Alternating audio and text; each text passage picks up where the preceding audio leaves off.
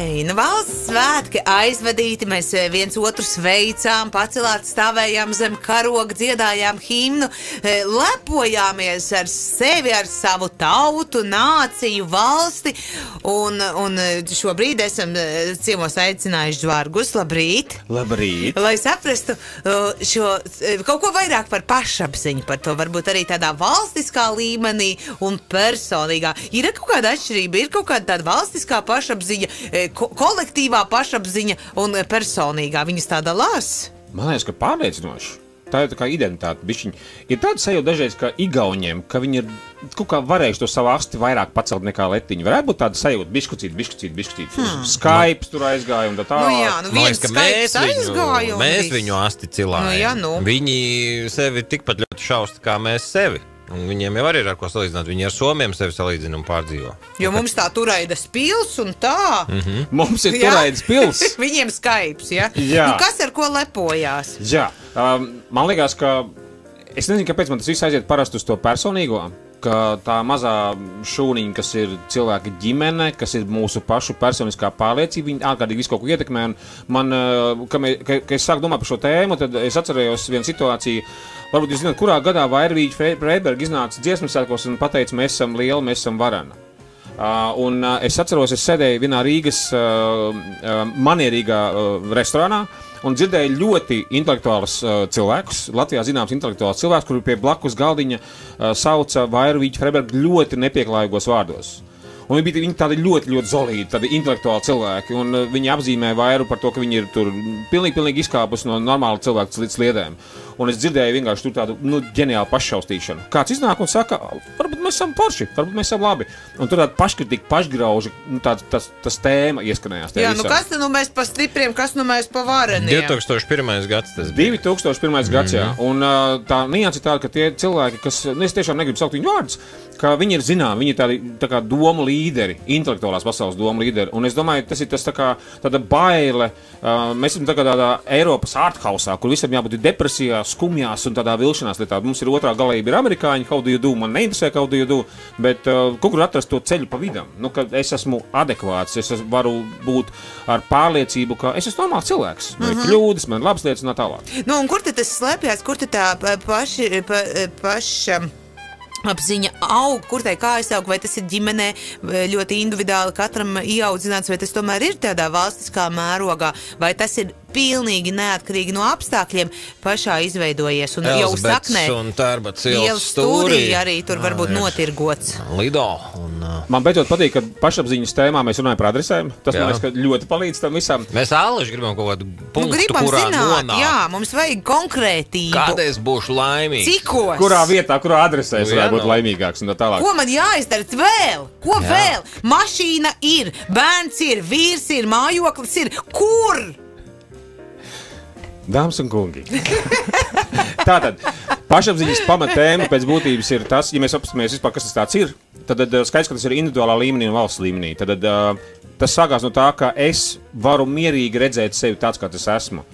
Tad es redzu to, ka, man šis sanāk. Un ja man Kaspars saka, čau, mīļais, tev tas labi sanāk? Ok, jā, man tas labi sanāk. Klausies, šitas tev nepārāk labi sanāca. Ok, labi, ko es varētu pamainīt? Man nesāp, ja man saka labu. Un tas ir paradoxāli, ka ir cilvēki, kuriem sāp. Man bija šī situācija, ka man saka komplimentu, un tas tā kā, man rauj čokurā. Un man nesāp, ka man saka to, kas man nesanāk. Es principā esmu adekvāts tajā ziņā, ka man nāk labais, sliktais, un es viņu redzu mierīgi. Man nav sāpes par to. Tā ir pēc būtības tāda definīcija, ka es esmu adekvātā pašvērtējumā.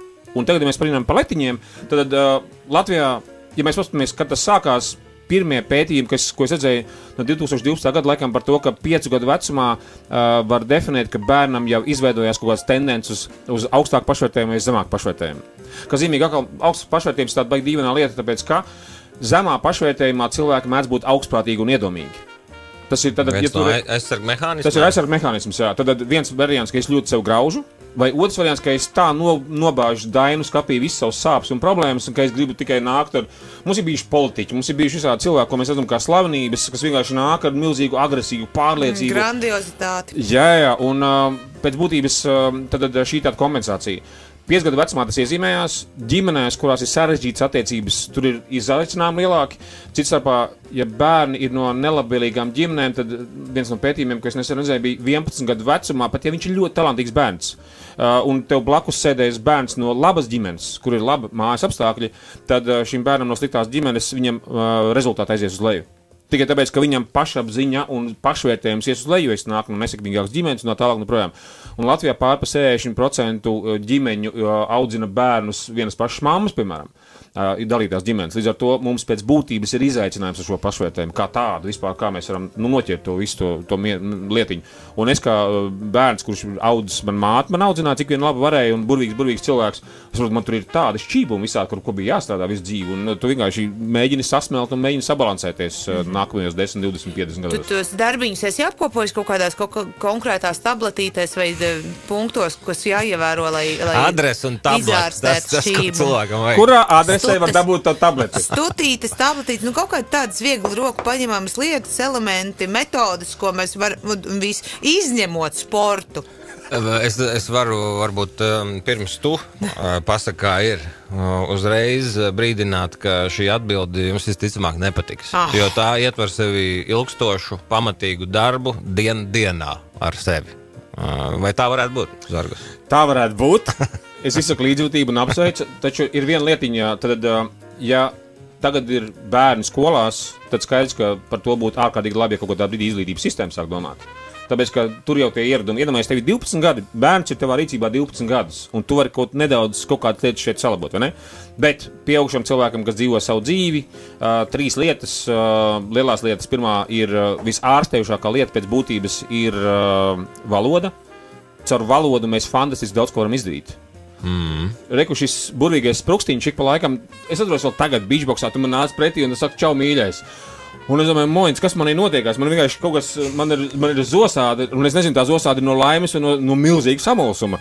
Tad ir kaut kāda valoda, ko Kaspars praktizē, kas veido savu sajūtu, jo valoda veido sajūtu. Un, piemēram, vai es savā valodā sekoju to, kā es sāku graust sevi? Vai es savā valodā sāku sekot, kā es varu pateikt otram komplimentu vai nevaru? Jo tas ir paradoks, ka es varu ārstēt savu zemo pašvērtējumu caur to, ka es sāku citu celt augšā. Burtiski es sāku sacīt labos vārdus. Un es sāku pieņemt komplimentus, arī tikt ar to sāpi galā. Tad viens ir valoda, tur ir daudz dažādu elementu, bet iekšējie dialogi un tā tālāk. Otrs ir ķermenis. Un sievietēm diezgan zem pašvērtējuma lietas ik pa laikām, un tas ir saistīts gan ar valodu, gan ar ķermeni. Un trešā lieta ir zemapziņa. Ja mēs iedomājamies, ka 5 gadu vecumā mums jau kaut kas tur nostabilizējies, man ir 20, 40, 60 gadi, nav pats arī kas, manī kaut kas ir iekritis, ja 5 gadu vecumā, un es uzsveru to kā normāli. Es tāds vienkārši esmu, vai ne? Bet man ir jāizķiksē tas ārā linītēm, un tā kā, lai es vienkārši varu normālu gaitu iet tālāk.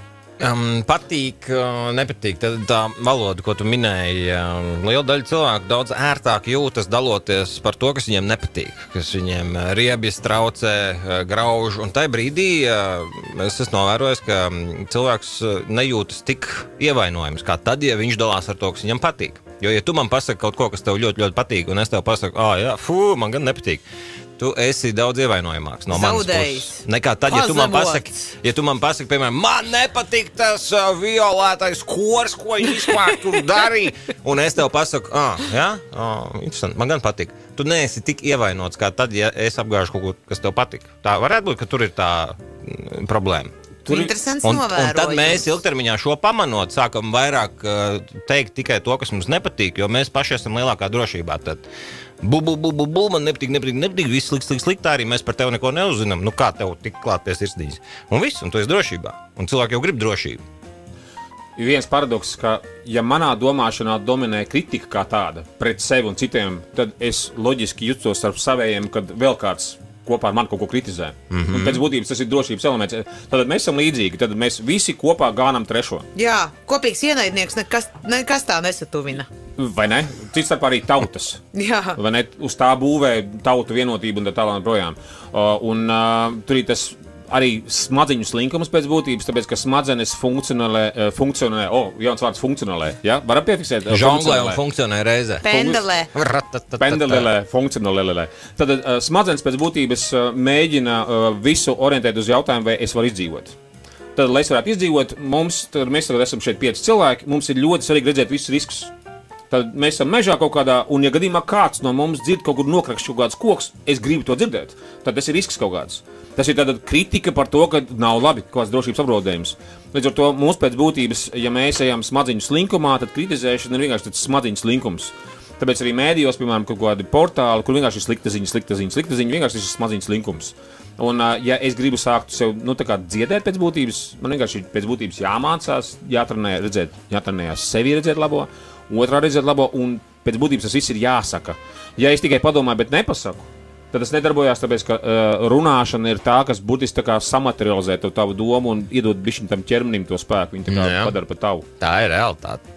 Tā kļūst par realitāti. Pārvērst. Par sievietēm un ķermeni tu minēji. Jā, tad visbiežāk sievietēm tieši ar ķermeni pašapziņa zemā saistīta. Jā, vai tas varētu būt saistīts ar to, ka meitenēm mēs, kad viņas ir mazas, sakam, tu esi tik skaisti, tu esi tik skaisti, tu esi tik skaisti, un viņi pieaug un dzīve viņai parāda, ka... tas ir jauki, ja jūs tā sakāt. Baigā princese nemaz neesi tomēr. Un džekiem mēs sakam, tu esi stiprs, tu esi stiprs, tu esi stiprs. Un tad mēs pieaugam un saprotam, nemaz tik stiprs neesmu. Restīvi, ka mūs baro kādu laiku ar maldīgu, negluži maldīgu, mūsu vecāki jau tā domā, bet vecāki nav vienīgie mūsu dzīvē, mūsu pasaulē. Un tā, ka mēs pieaugam, mēs to redzam, mēs to pamanām, mēs to saprotam, un tad sabrūk tā viltus pašapziņa, kas tika izveidota. Šī tāda piņķirīga stēle ar to evolucionāro bioloģiju par to, kas ir vīrieša pamat uzstādījums. Tad vīrietis nodrošina to un sevi nodrošina, ja viņš ir labs mednieks un viņam ir status ciltī. Sieviete nodrošina ar to, ka, ja viņai ir status mājās, attiecībās, un ķermenis ir daļa arī no tā, kaut kāda vispār vīrietim seksapīls nāk caur kaut kādu, es runāju klišejās, totālās klišejās, seksapīls nāk caur intelektu un spēju veidot schēmas un statusus ārpus mājas, un sieviete ir mājas, un ķermenis kā daļa no izdzīvošanas vispār modeļa. Un vēl tas paradoks par to, ka vīrietim ir muskultūra tāda, ka viņš var ļoti daudz savu ķermeni pārveidot. Sievietē tik daudz iespēju fiziski pārveidot savu nav noscīt. Līdz ar to ārkārtīgi daudz ir izdzīvošanas vispār to jautājumu un domu, kas mums galvā ir. Sievietēm ir vairāk saistīta ar ķermeni nekā vīrietiem. Un tur vīriešiem bieži vien tā empātija arī trūkst. Vīrieši to nesprot. To es redzu arī pēc mūsu, teiksim, tās mācības spējas skolu programmas, kur meitenes saka, ka viņas ienīst sportu tikai tāpēc, ka sporta un veselības skolotājs kaut kad nokomentēja kaut ko par ķermeni, un tā tev ir traumas 10, 20, lielās garās rokas. Un tā tālāk un tā projām. Iztēlēji var dot vaļu, jo man tiešām es esmu runājis ar zolīdiem, pat izglītības jomas pārstāvjiem, sievietēm ap 60 gadiem, un viņi saka, es sāku sportot tikai tāpēc, ka man bija kaut kāda muguras trauma, bet sporta skolotājs pateica 10. klasē vienu lietiņu, un viss uz 30, 40 gadiem vienkārši tu esi atslēgts no kaut kādu procesu un tālāk, jā. Bet tam ķermenim tur ir vēl viena lieta par to, ka tas ir optimisma tāds elements, ja tev ķermenī ir, piemēram, ir šūnas, kas ir tā kā toksismu piesātināts, un šūnas, kas ir tādas organiskas labas. Piemēram, mums katram ir muskuļi, kas ir labā stāvoklī. Mēs ejam, un mums tie muskuļi ir labā stāvoklī. Ja es tagad atsāku pirms skriet, es tiešām atsāku šobrīd skriet, rekur vakarē noskrēju desmitnieciņu, un es zinu, ka man tagad muskuļi sakārtot, man vairs tur nesāp, es esmu dabūjis toksiskās šūnas vai pienskābā ārā. Man ir labāks ķermenis. Līdz ar to man ir labāks tonus smadzenēs, es esmu vienkārši optimistiskāks pēc būtības. Un to sportu tu iepini tāpat, jā? Es visu laiku. Desmitniecības ir familiāri runāt par 10 kilometriem. Man sāc ar vienu. Sāc ar 500 metriem. Tev nav vajadzīgi uzreiz 10. Bet neskrien, tāpēc, ja tev nepatīk, tad neskrien, bet es gribētu teikt, tu esi sportists, tu esi makšķerēšanas sportists. Es redzēju tavas bildes, es redzēju tavas priecīgās bildes ar tavu seju pie upes. Jā, es sagaidām, teorētiski vēl, es neko noķeras, bet nosēdējis esi diezgan daudz, tur kaut kam jau vajadzētu būt. Māris atrakstīja, nezinu, kaimiņiene Astrīda sevi tā pārveidojusi. Ķermeniski. Tā kā nav nemaz tik neierobežotās iespējas. Astrīdai prasmes. Mēs esam konstatējuši šo un to vēl pie tā labā, kā pie tās pašapziņas strādāt, jo nevar jau arī gluži tā norakstīt, ka mūsu vecumā vairs īsti neko, ka tas viss ir pagājis un izdarīts, un mēs varam tik cik bērniem iedot kaut cik veiksmīgi to starta kapitālu. Ir taču arī jābūt kaut kam, kur mēs pieaugšie vēl šo te valodu savu pieskatīt, jā, tas ir jauki. Es kaut kad lasīju par to, ka bērniem patiesībā vislabāk strādā pat nevis tas, ka tu viņam tieši saki, ka tu gan esi drosmīga vai tu esi centīga, bet ka tu it kā sarunājoties ar kādu citu, bet bērns ir tur telpā. un tu saki tam kādam citam, ka meitiņa šodien bija ļoti drosmīga, un viņa tik galā ar to un to situāciju. Viņa vispār mums tik radoši un tāda. Reizēm pat tas darbojās, tu vari runāt ar lellēm vai lāčiem vienalga, un 3 līdz 5 gadīgam bērnam tas uzreiz ir tāds, wow, par mani stāsta citam. Un man liekas, ka kaut kas mums pieaugušajiem arī ir šajā. Ja tu man pasaki komplimentu, tas mani skars, un es to jutīšu. Bet ja es dzirdēšu, ka jūs savstarpējā sarunā mani daudzinat, vai kaut kā parādat, ka jums ir... Kaspars ļoti cilvēcīgs, manuprāt. Ļoti cilvēcīgs. Tāds atsaucīgs un atbalstošs. Pilnīgi cita lieta. Viņam neļāvām pabeigt vienīgai. Mazais teātri iestudējums. Klausā. Bet ir tur kaut kāda jēga tajā, ko es... Pilnīgi jā, un tur ir 2 punkti. Pirmais ir, ka jūs slavējat bērnus, lūdzu neslavējat par to, ka viņš ir centīgs, sakat par to, ka cik tu labi izdarīji šo lietu. Ir viens agarīgi dīvains smadzeņu paradoks. Smadzenes ir slinkas, un ja tu bērnam pasaki, piemēram, 2. klasē, tu esi labs matemātikā, viņš sāks mazāk mācīties matemātiku, tāpēc, ka viņš jau ir labs matemātikā, viņš ir sasniedzis Everestu. Tev ir jāsaka ļoti labi izpildīts uzdevums. Tad jāslavē, mums visiem cilvēkiem vienam otru ir jāslavē par labām lietām. Jā. Bet tieši par lietām, ko mēs esam izdarījuši, procesiem, ko mēs izdarām, ir open-minded, tas mindsets un close-minded. Un tad, ja tu saslavē savu bērnu, vai, teiksim, es tagad teikšu vienkārši, tu esi labs cilvēks, tu esi gudrs cilvēks, es aizvaru tavu vēlmi attīstīties, tāpēc, ka smadzenēm nav nekāda dzenuļa, tu jau esi Everestā uzkāpis. Tā ir viena lieta, un otra lieta, mana māte ģeniāli darīja, viņa slavēja citus cilvēkus. Man bija bērnībā tad māte aktrise, un bija kultūras cilvēki, un bija zinātnieki.